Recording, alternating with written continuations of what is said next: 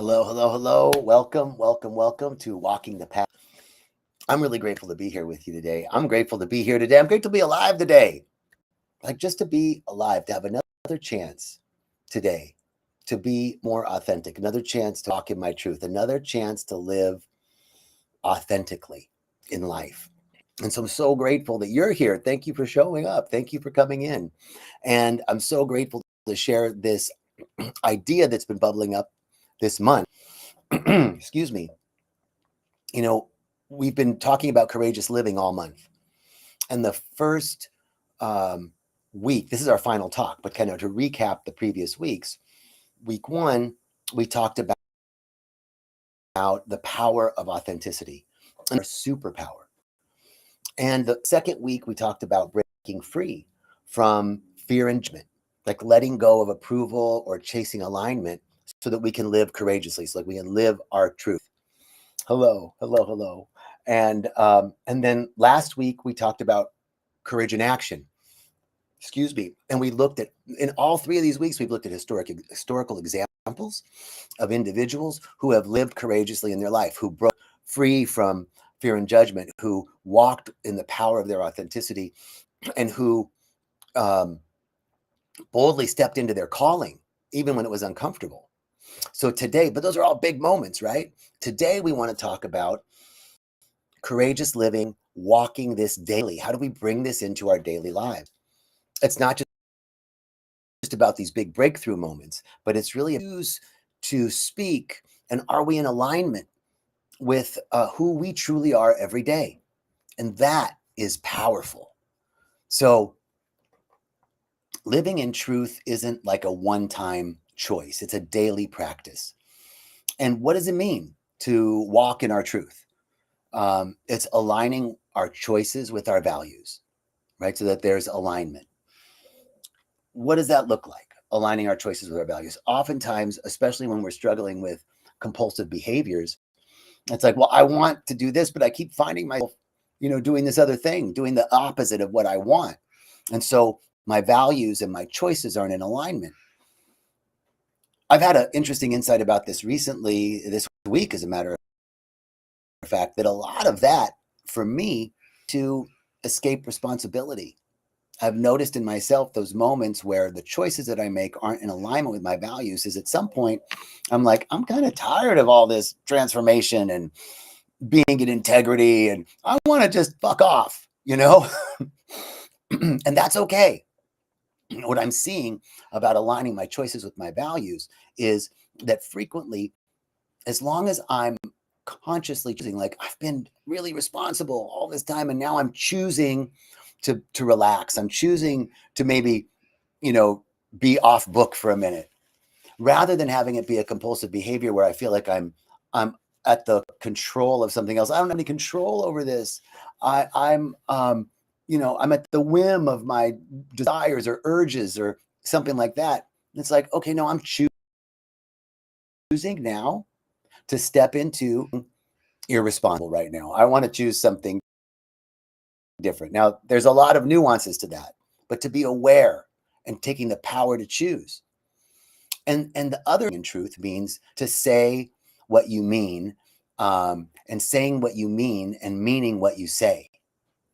Now, this piece is huge, right? Like so often I notice with people pleasing and perfectionism and deep rooted concerns about wanting to belong and to appear intelligent, thoughtful, etc. Sometimes I'm not really saying what I mean, but I find that when I'm courageous enough to honor what is trying to come through for me, and stand even in the discomfort or the fear that it might not be received well, but to say it with authenticity is a huge piece to make that statement. And this requires being honest with ourselves, especially when it's inconvenient. Like this is constantly a self-referral, coming back to what do I want? What do I need? Bringing this honesty with myself, being honest about how I'm feeling. Because a lot of it is how I should be feeling. Well, I should be feeling like I just want to focus on these things, and I should be doing this, and I should be doing that. Anytime I'm saying should, to, must, those are all indications of victimhood. And victimhood is simply abdicating my own responsibility, my own power to something outside of myself so I don't have to be responsible. So if I'm choosing something, if I choose, this is the time where I'm going to step out of being responsible and relax for a little while. If I'm choosing it consciously, then I'm honest with myself. If I'm saying I need to be doing this and I should be that, but I go ahead and do this, I'm not being honest with myself. I'm saying I should be doing this, but I don't have any control. I'm a victim. These urges or the hormones or the Mercury retrograde or whatever, the situation in the world or how stressful my day's been, all of that may be true, but I'm choosing now to relax, or I'm choosing to do something that isn't productive. And then we're bringing the same presence and authenticity to everyday moments, not these big peak spiritual moments, right? But to everyday moments, into the minutia of our day, right? Your truth isn't just what you say once. Our truth is what we choose repeatedly. See, I'm choosing to say what I mean. I'm choosing to align my choices with my values. That choice over and over again becomes our truth. This is what it means to walk in truth daily. So where do we most often abandon our truth? Where do I see myself abandoning my truth? Common places where I'm tempted to betray my truth is in relationships. I find sometimes that it's challenging to say what I mean, or saying yes or no to something. I'm kind of hiding a part of myself for love or for approval. Like, how is it going to be presented? And there's this deep ingrained thing that's like, oh, don't say that. Like, it's in the amygdala. It's not a conscious thing. It's like a deep feeling. So I can see myself in relationships looking sometimes to abandon my authenticity because I don't want to lose love or approval. Sometimes in my work or livelihood or calling, I sometimes play small, hold back creatively, or just do the easiest thing or people please just to get by. Like, let me just get through this. I want to just get through this instead of bringing that same reverence to everything, that same presence and authenticity to ordinary moments in my life. Then I can see, where am I playing small? Where am I holding back or hiding because I don't want to look bad, or I just want to get through this. I just want to get by. And then another area that I notice personally where I am most tempted to betray myself is kind of in my self-talk and my inner world, which is believing these old narratives that keep me stuck or disconnected from my power. This is a lot of our work, is to excavate and uncover the narratives, the disempowering beliefs that I'm not enough, I can't, that I've never been able to. Stories of I'm broken, there's something wrong with me, everybody else is able to do this, but I'm not able to. What's wrong with me? Those narratives of fear, doubt, lack, worry, limitation, that we don't just wake up with these narratives one day. We don't just wake up and be like, you know what, I'm not enough. No, these things get wired in through experience over time. And our job, through our awareness, bringing this same presence of authenticity and presence to every moment, we begin to excavate these old narratives and we get to rewrite the narratives, to empowering narratives. So thank you for your comments. I appreciate this is resonating with me too. So I'm glad. The way we do one thing is the way we do everything. I don't know if that's always true, but a lot of times the way I'm doing something over here is indicative of a general way that I approach things. So I start to bring my awareness to where do you most often abandon your truth? Where are those moments where it's like, oh, like I'm in a meeting with my boss and I don't want to say it, or with friends, with family, it's just easier, more efficacious to just not say anything. This is discernment. And when one of the key pieces of staying in integrity with ourselves, with myself, is also remembering a couple of things. My truth is my truth. It's not the truth. And your truth is your truth. It's not the truth. So that opens up to possibility just to be true and to say, this isn't the way it is. It's how it's true. This is how it happens for me. And also to remember that another does not, or acknowledging someone else's truth doesn't mean you agree with it. But acknowledging someone else's truth is so powerful. It's such a powerful way to connect with others. So I want to offer some simple daily practices to stay in integrity with yourself, and to walk your truth daily, to walk this courageous path of being your authentic self. So one thing is intention. Intention is such an important tool to focus our energy on where we want to go. And it's really magic. It's really magical. Like we are throbbing, alive universe that's full of frequency and vibration, and it's constantly responding to our frequencies and vibrations. So when I set an intention, it's like I'm sending out this vibrational intention when I feel it deeply, and automatically something gets returned to me. It's automatic. It's like a mirror. When I stand in front of the mirror, the image comes back automatically. I don't have to beg it or cajole it or pray to it or hope or have faith. It just comes back. That's the nature of the universe. So our intention then becomes a energetic message, a signal, a vibrational signal, because the universe doesn't hear us, it feels us, right? It becomes a vibrational signal that the universe then feels and reflects back. And the intention then almost takes care of itself. So starting with a daily intention, to live in my truth today. And my intention is for open, honest, truthful, and loving communication. Whatever your words are, words that are a full body yes for you, but set an intention. This is one way, a simple practice to start staying in integrity with yourself. The second tool that I would offer is the power of the pause. Pause before responding or committing. And in this moment, there's this pressure I feel. I don't know, I'm sure you feel it too, or maybe you don't, but this pressure to like know everything and respond immediately. But I find people are so appreciative and they actually stop and go, I really like the pause before you answer. So pausing and checking in with myself, is this aligned with what I really want? Is this aligned with what I really need? And those two pieces, knowing what I want and knowing what I need, are crucial to staying in integrity with myself, because true love is actually taking care of your own spiritual, mental, and physical well-being first, so that you can then continue to take care of another's spiritual, mental, and physical well-being.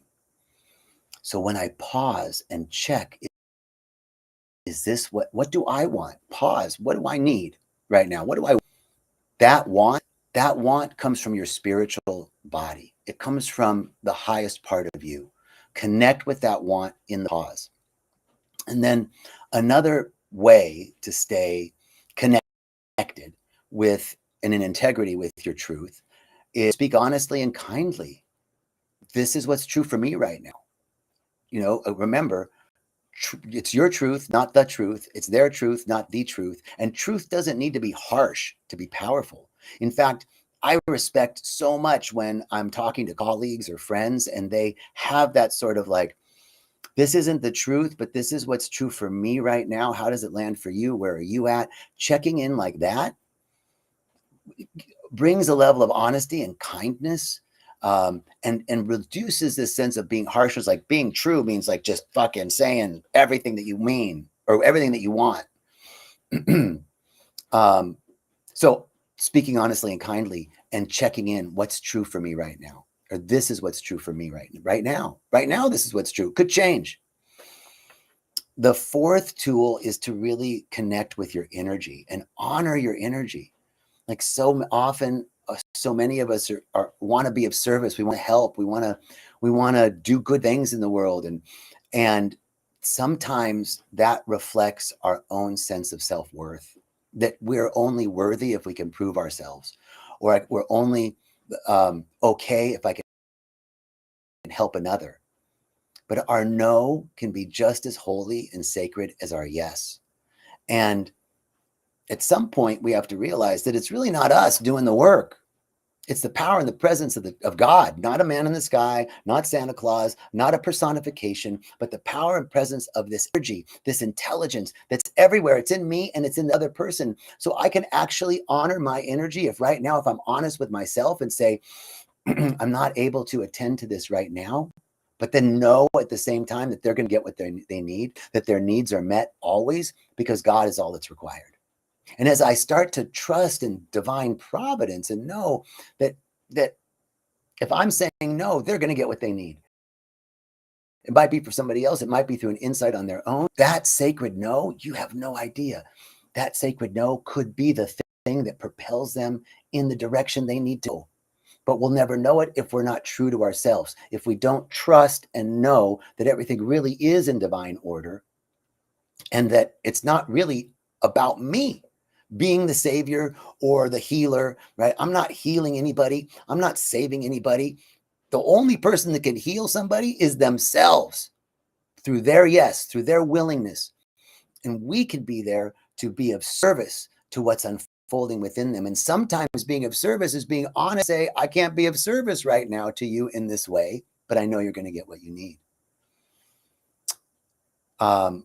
Finally, celebrating these moments of authenticity, anchor the moments of high resolve.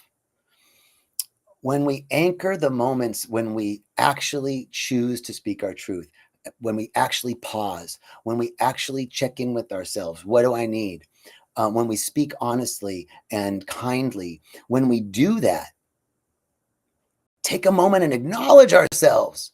We need to acknowledge ourselves more. It's so easy to move on to the next thing and not take a moment and celebrate, not take a moment and anchor. I actually was standing in my truth here. And just that moment is a remembrance that we're in alignment. And these small actions can become very powerful as we consistently work with them. So the truth is that truth is love, that truth is the remedy, that truth is actually what cures, truth is what heals. So what is our truth? Even if it's a sacred no, that's the remedy. Truth is the remedy. And courageous living isn't about being loud or dramatic. It's about being real and consistent. And walking the path isn't about perfection. As close to it as I am. It's not about perfection. It's about progress. It's about patience and compassion. What's one area in my life? What's one area in your life where you're ready to live more honestly and more courageously? What's one area where you can speak your truth? What's one area where you can pause? One area where you can speak kindly and compassionately? This is courageous living, to walk in our truth. So here's a power statement for the week. Maybe the intention that you can set is I choose alignment over approval. I live my truth daily. My intention is to choose alignment over approval, or choose alignment over discomfort, or choose alignment over fear, and to live in my truth daily. I'm so grateful to have this time with you today. I'm so grateful. Thank you for showing up. And I'm sending you richest blessings. I want to tell you, we're going to have a little pause next week because I'm going to be in France giving a TED Talk. I'm so excited. I was invited to give a TED Talk in Nice, France. So I'll be giving my talk at this time next week. I got to go because I have so much to prepare. And trust me, when I get back, I'll be slapping that talk everywhere. So I'll want you to see it. But I'm really excited. And I'm excited to share that with you. So have a beautiful week, a beautiful next week, and I will check in with you in April. Peace.